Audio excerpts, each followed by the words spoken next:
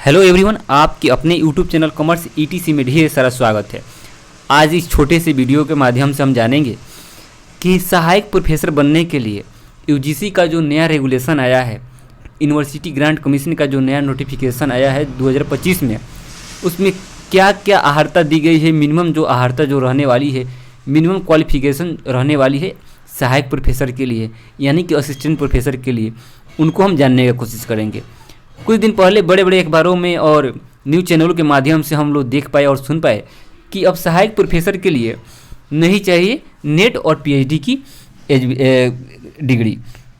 तो नेट और पीएचडी के बिना अगर आपको सहायक प्रोफेसर बनाया जा रहा है तो आपको यह सोचने वाली बात है कि आखिर कौन से लेवल से और कौन से क्वालिफिकेशन से आपको आपकी एलिजिबिलिटी को टेस्ट को जान लिया जाएगा और आप कितने एलिजिबल हैं, उन सभी चीज़ों को जान लिया जाएगा। आइए इस रेगुलेशन से समझते हैं, जो कि लगभग 20 से 25 पेज का यह रेगुलेशन है। इस रेगुलेशन को हमने पूरा एक क्रक्स में समझा है और उसको समझाने का काम हमने यहाँ पे इस वीडियो के माध्यम से किया है। तो इस पूरे नोटिफिकेशन समझने का मेरा मुख्य उद्देश्य यही था कि जो लोग हम लोग भ्रमित हो रहे हैं कि सहायक प्रोफेसर बनने के लिए कि नेट नहीं चाहिए, पीएचडी नहीं चाहिए, कोई भी सब्जेक्ट का पढ़ा लिखा बंदा जो सहायक प्रोफेसर किसी और सब्जेक्ट में बन सकता है, यानी कि मान के चलिए कि कोई पीजी यानी कि पोस्ट ग्रेजुएट जो डिग्री है वो संस्कृत से किया है और जाके हिंदी में पढ़ा लेगा, हिंदी वाले जाके इंग्लिश में पढ़ा लेंगे। इस तरह की रेगुलेशन पे बात हुई है और पेपर ने भी खूब छापा। तो आखिर सच्चाई क्या है? तो सच्चाई पता चलता है कि जो भी आप अथॉरिटी है, जो भी आपका कमीशन है, आयोग है, हर चीज़ का प्रॉपर चैनल होता है, प्रॉपर उसका अथॉरिटी होता है, कमीशन होता है।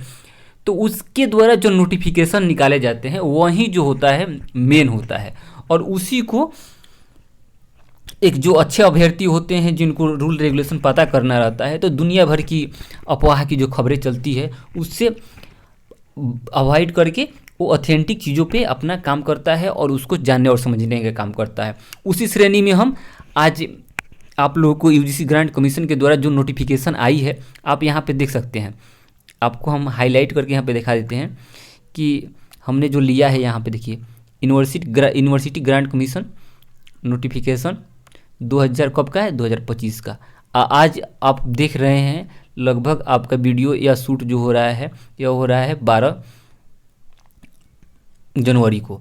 तो आप अभी तुरंत यहाँ पे देख रहे हैं नोटिफिकेशन को। तो नोटिफिकेशन में जो क्रक्स में बताया गया कि जो लोग भी सहायक प्रोफेसर के लिए एलिजिबल हैं उनकी मिनिमम क्वालिफिकेशन जो है वो कैसी रहने वाली है और किन प्रकार से रहने वाली है। तो आप यहाँ पे देखेंगे पूरा नोटिफिकेशन पढ़ने पर पता चलेगा कि जैसे सरकारी कोई काम होता है तो उसके लिए दफ्तर जाने पड़ते हैं, ऑफिस जाने पड़ते हैं। तो पता चलता है कि यहाँ से वहाँ जाना है, यहाँ से वहाँ जाना है, इस ऑफिस से उस ऑफिस में, इस टेबल से उस टेबल पे, मतलब कहीं ना कहीं अपना काम कराना है तो जाना ही पड़ेगा। तो उसके लिए ठीक उसी प्रकार से इसको पूरा पढ़ने के बाद में समझ में आया है कि भाई नेट नहीं है तो पीएचडी चाहिए, पीएचडी नहीं है तो नेट चाहिए, और अगर नेट और पीएचडी दोनों नहीं है तो आप किसी ऑर्गेनाइजेशन में, किसी इंडस्ट्री में बहुत दिनों तक काम किए हैं, लगभग 12-15 साल काम किए हैं और वहाँ से प्रोफेशनल तरीक़ा से आपने चीज़ों को सीखा है और जाना है और लोगों को ट्रेंड किया है, तो आपके अंदर वो एलिजिबिलिटी आ जाती है कि आप बहुत बड़े लेवल पे जाके छात्र छात्राओं को पढ़ा सकते हैं। तो वो चीज़ आपके पास होना चाहिए। तो आप अपने अनुसार देख लीजिए कि आपका जो एलिजिबिलिटी है किस तरह का है।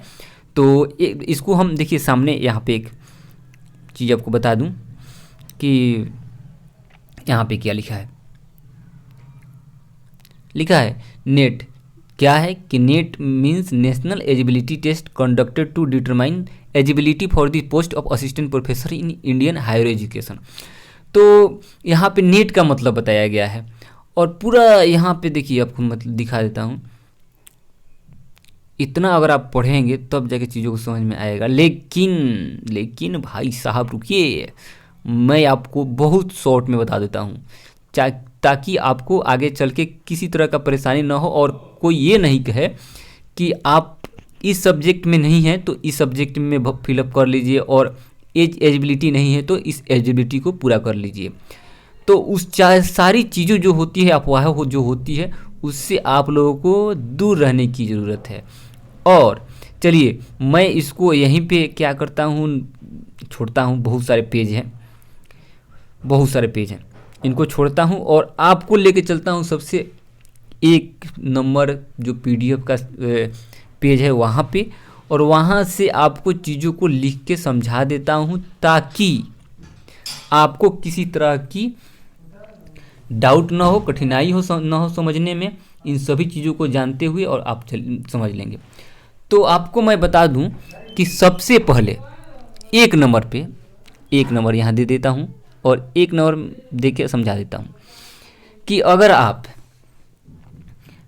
किसी भी सब्जेक्ट में, जैसे कला हो गया, कला की यानी आर्ट्स, साइंस, कॉमर्स में अगर आपको प्रोफेसर बनना है तो आपको 55% यानी 55% आपके PG में मार्क्स आने चाहिए, और साथ में क्या होनी चाहिए, NET नेशनल एलिजिबिलिटी टेस्ट आपने क्वालिफाई कर लिया है, तो आप इन सभी सब्जेक्टों में प्रोफेसर बनने के लिए क्या है, एलिजिबल है। ठीक है, पूरा पढ़ने के बाद में ये चीज़ आपको समझ में आएगा, ऊपर से पढ़िएगा तो नहीं समझ में आएगा। ठीक है, दूसरी चीज़ है कि अगर आपने, दूसरी चीज़ यहाँ पे लिख दें, अगर आपने PG किया हुआ है, 55% आपके PG में मार्क्स हैं, प्लस आपने PhD की डिग्री प्राप्त किए हुए हैं, तो आप यहाँ पे असिस्टेंट प्रोफेसर यानी सहायक प्रोफेसर के लिए एलिजिबल हैं। ठीक है, वहाँ पे नेट, स्लेट, गेट आदि की आवश्यकता नहीं है। ठीक है, तो आप इन सभी चीज़ों की समझ लिए होंगे। और एक चीज़ और मैं आपको यहाँ पे बता दूँ ताकि चीज़ों को आप समझ सकें अच्छे से, कि जो लोग इंजीनियरिंग बैकग्राउंड से हैं, जो इंजीनियरिंग BTech, MTech, बायोटेक्नोलॉजी, इन सभी सब्जेक्टों से हैं, तो उन लोगों को क्या चाहिए, ME यानी कि मास्टर इन इंजीनियरिंग चाहिए, या MTech मास्टर ऑफ टेक्नोलॉजी होना चाहिए उनका, और 55% अगर उनके पास मार्क्स है, ठीक है, और अपने सब्जेक्ट में उनके पास अच्छा खासा नॉलेज है, तो उनके लिए क्या, नेट, सेट, सिलेक्ट कुछ भी नहीं चाहिए, वो उसी आधार पे प्रोफेसर बन सकते हैं।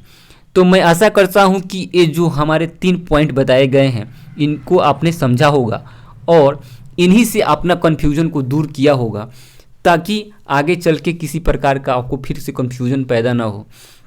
अगर इस वीडियो को आपने देखा है और यहाँ से कुछ सीखने को मिला है, तो हमारे चैनल को अपने दोस्तों के साथ शेयर कीजिए, वीडियो को लाइक कीजिए।